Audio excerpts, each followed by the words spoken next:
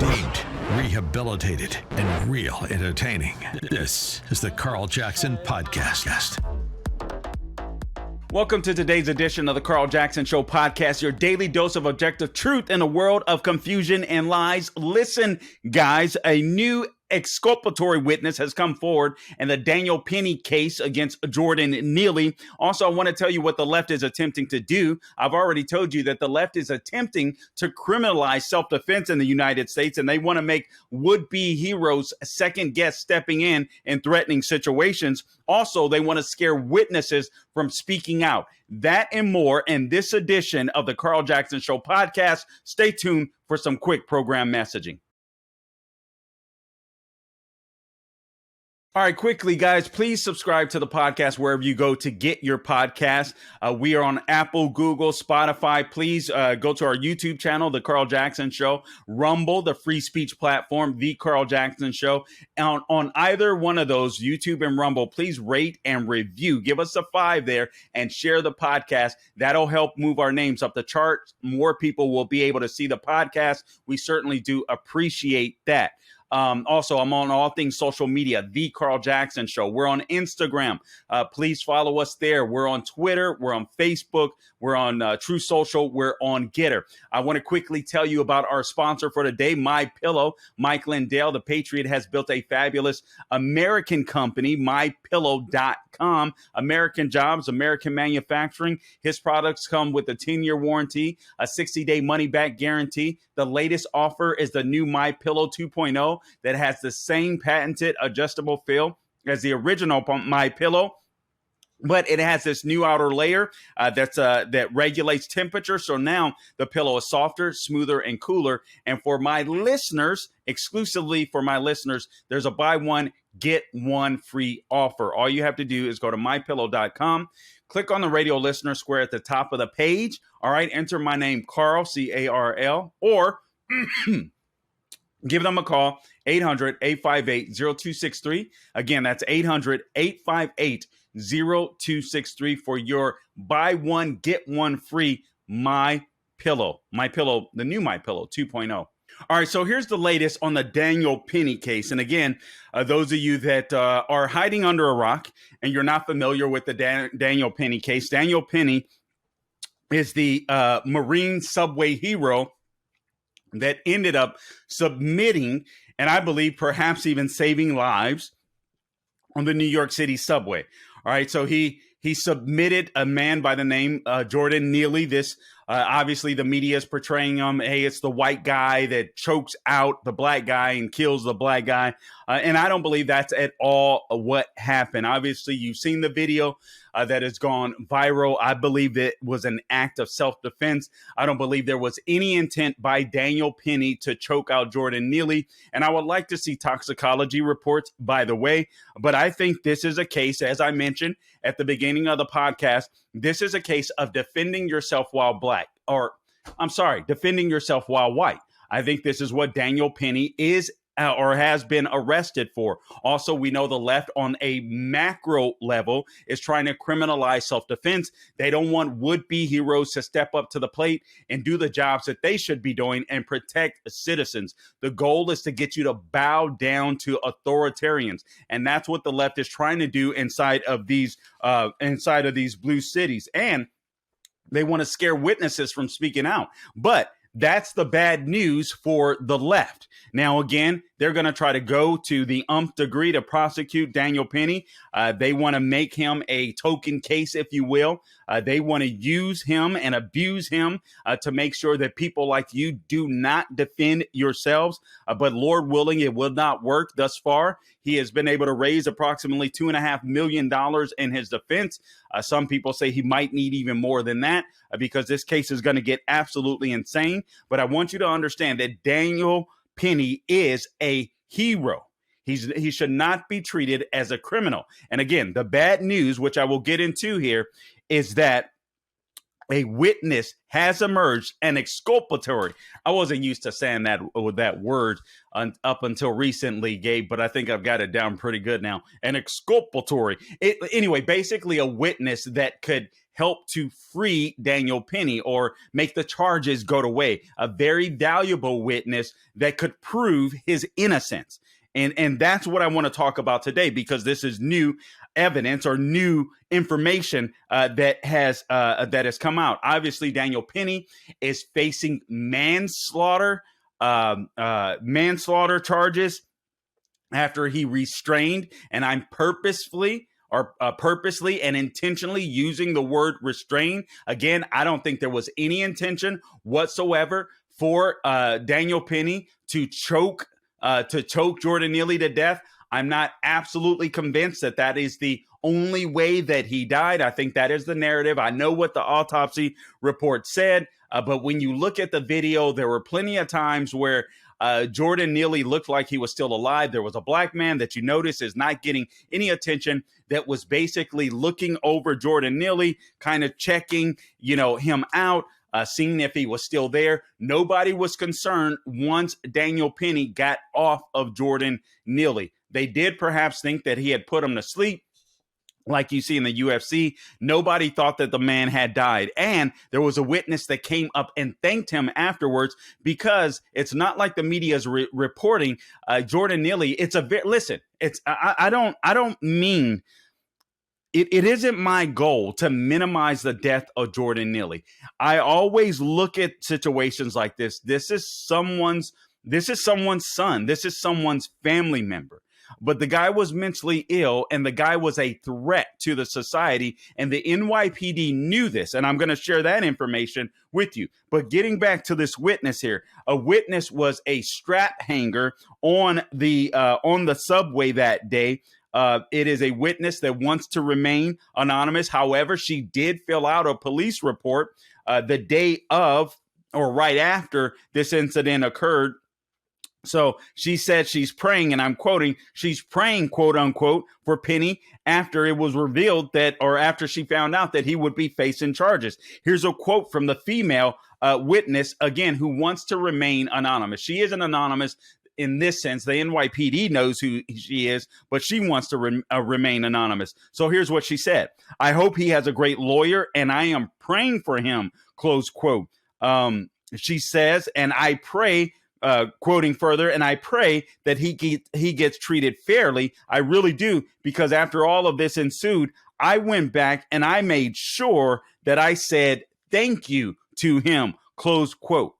Now, I don't think the prosecution is going to treat him fairly.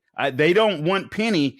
They didn't want Penny to defend himself, Daniel Penny to defend himself. They would have never charged him in the first place if they intended to treat him fairly. This is what you have to understand. I want you to understand this too, what the left is attempting to do. Let me say this point blank. Thugs are not heroes. Thugs are not heroes. Now, again, Jordan Neely was mentally ill. It's a tragic situation. I am sorry that he's dead, but I'm sorry when you threaten the life of people, people are allowed to defend themselves. What else are they supposed to do? And I'm going to get further into what this witness had to say to prove to you that Daniel Penny was acting in self-defense. But we've got things all twisted up nowadays. Now the criminals are the victims and the heroes, and the people or the would-be heroes are now the criminals. And that's exactly what they're doing to Daniel Penny. Jordan Neely was literally threatening passengers. Here is a quote from the woman that witnessed it, and she wasn't the only one. See, what did I tell you at the beginning of the podcast?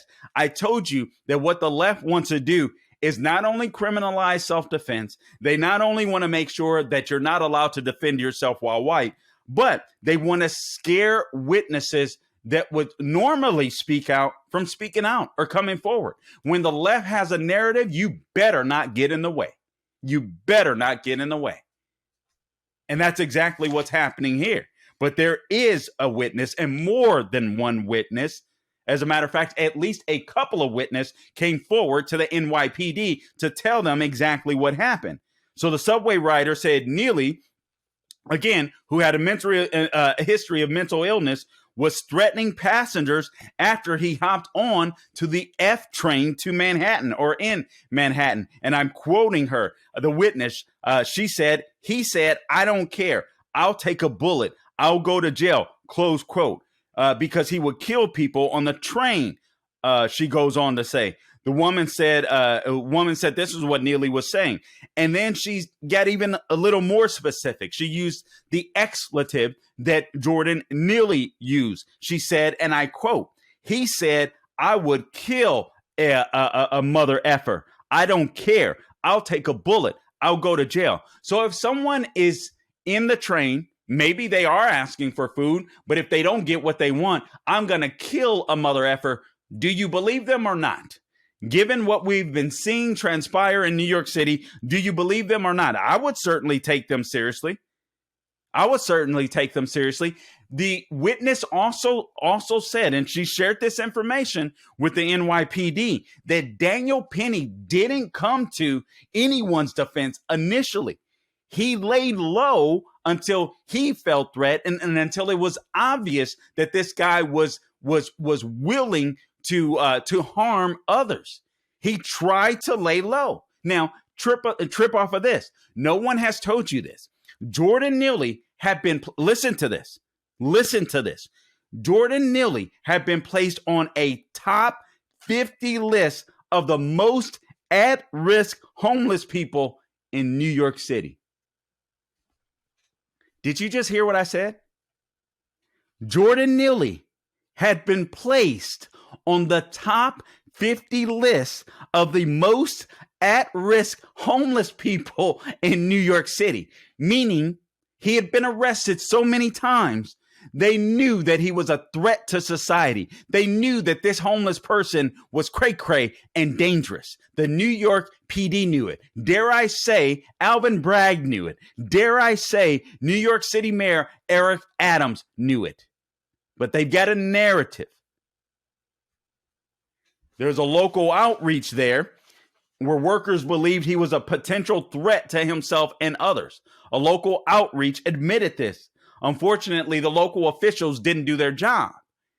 See, Jordan Neely would be alive, in my opinion, if Alvin Bragg was doing his job and locking up people, and perhaps those that are in jail that need mental assistance or mental health assistance, whatever it may be, counseling, pharmaceuticals, or whatever.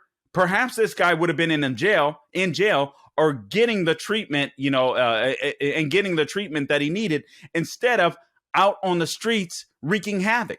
People are trying to portray him as this Michael Jackson impersonator. Well, the word is, he hadn't been doing that consistently. The witness claimed that Daniel Penny did everything he could to avoid a confrontation with Jordan Neely. He tried to lay low. He tried to stay back. Here's what the witness had to say.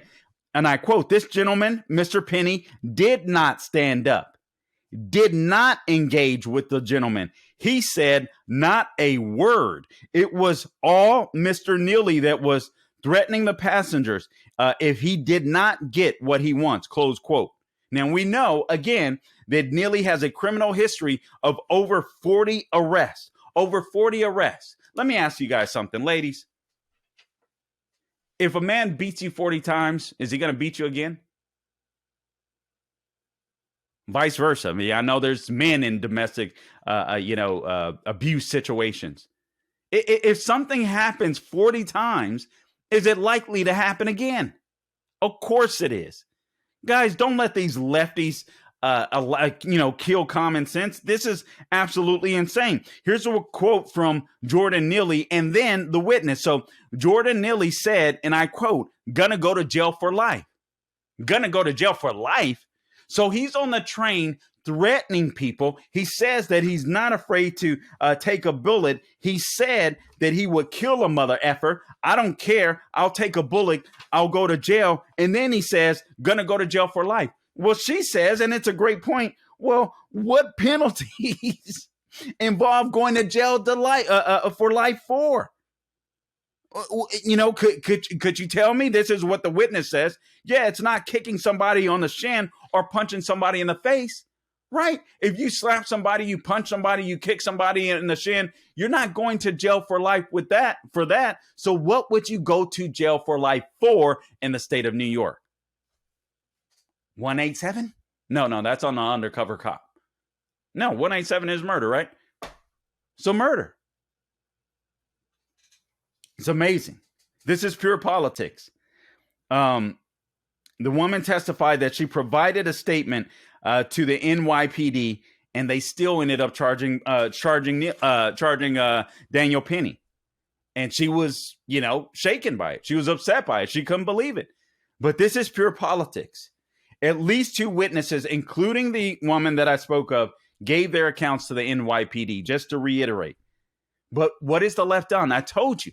They are making people, even witnesses, scared to come forward. So she said this, though. It wasn't just her.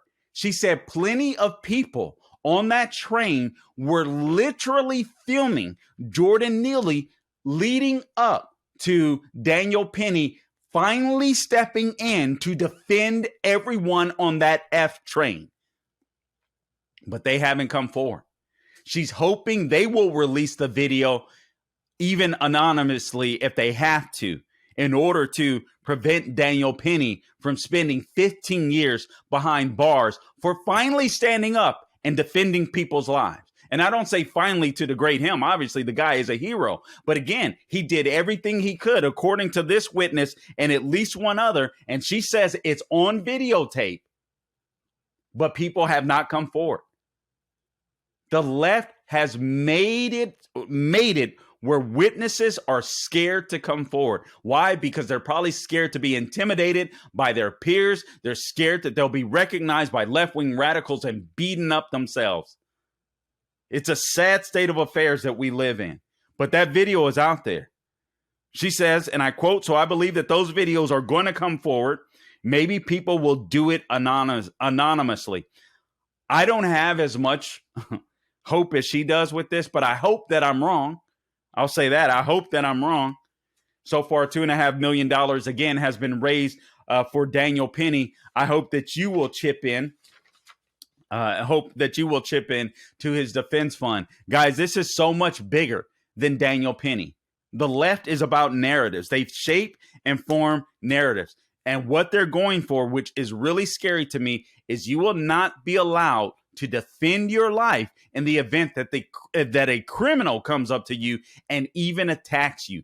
You will be the one going to jail for defending your life. They want everybody, they want would-be heroes to second guess self-defense. Think about that. Guys, I appreciate you tuning in to this edition of the Carl Jackson Show podcast. Just a reminder, please subscribe to the podcast wherever you go to get your podcast. Our YouTube channel, The Carl Jackson Show, Rumble, The Carl Jackson Show is another place where you can find us. Please rate and review the podcast. So if you rate it, give us a 5, please. That's going to help us move up the charts. We really would like to be able to expand this show and get it out to even more people. We would appreciate your help in doing so. Follow us on social media, all things social media, The Carl Jackson Show. We're on Instagram, we're on Facebook, we're on Twitter, we're True Social Getter, wherever we are on social media at The Carl Jackson Show. Until next time, guys, don't grow weary doing good, and God bless you.